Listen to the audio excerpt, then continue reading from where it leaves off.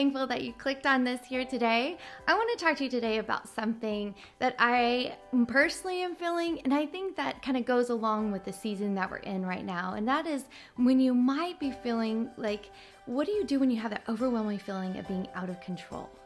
And so I want to offer you these 3 different things that I feel like is going to help you in that season or in that moment or whatever that defined time looks for you. And the first thing is, when you feel like things are out of control, the first thing you should do is focus on controlling what you can control. Does that make sense? So you focus on controlling what you can control. Focus on, instead of saying, oh my gosh, this situation's out of control, this situation's out of control, you find that one thing that you can control. Maybe it is just, I can control, I'm going to work today, and that's all I can do. But you're at least focusing on that one thing, because what happens, our brains, we hit this thing called a shutdown mode, or it's referred to as learned helplessness. And in that time when we feel like we're kind of out of control, you might have feelings of lethargic. You can almost feel like kind of dazed.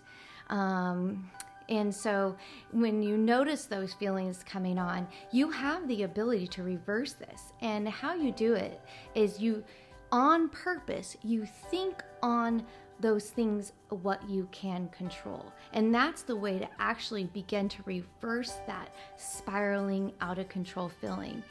And the second thing is there's 3 P's that really, when your brain is processing that feeling, that kind of makes you feel like you're kind of, or another way to say it is you're having a power outage. And so the first P is when we're in that state as we begin to personalize it. So when we feel like things are kind of falling out of control, we'll say like, oh, I just feel bad. I'm just not good enough. I'm always doing dumb things like this. This is why my life is always out of control. So we personalize it, right? And the second thing, we make it becomes pervasive. So, meaning it begins to pervade itself into all other areas of our life, and nothing's going to be different. This is always going to be how it is. And then that moves us into the last P, which is permanent. And that's the place where you don't want to be, because that becomes like hopelessness, or I'm done. I just can't do this anymore. Or I feel like my feet are in quicksand and I just can't move. And so when you find yourself with those 3 P's and you're in that shutdown mode, it's almost like a computer. It's the same thing. You must reboot yourself.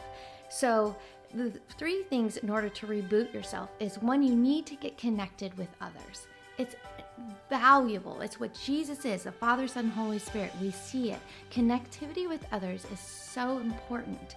And we have opportunities for that at Highlands throughout the week. We talk it over groups, or you might have a coffee with a friend, or you might call up an old cousin, or someone that you can just connect to and be able to say like, hey, I'm feeling this way. I'm feeling like things are a little out of control and I'm getting a little stuck here.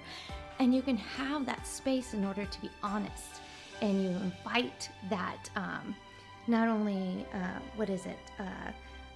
forgot what the word is, but I'll remember it. I'll come back to it.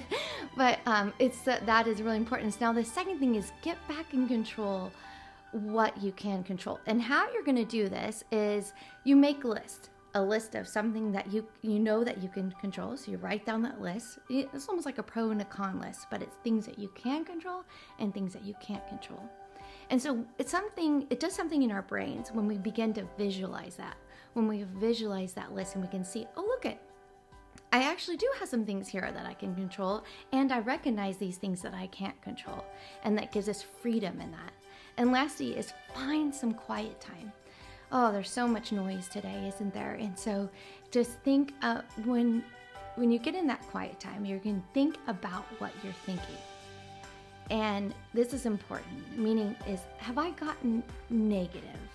Have I gotten into this loop? You know how sometimes you just kind of get in the loop of hopelessness or criticalness, or you're feeling powerless, and that's your thinking it begins to control you instead of you controlling your thoughts. And see, Jesus gives us power over our thoughts. He says that. And he even says in 2 Timothy chapter 1, verse 7, he says, God did not give us a spirit of fear or timidity, okay, or I'm out of control, but he gives us a spirit of love, power, and a sound mind. So I hope this week this is helpful for you and encourages you, and you hold on to it. And if you're like, I need to talk about this more, give me a call. I'd love to chat with you. My email is katie@highlandsadventure.org. Goodbye.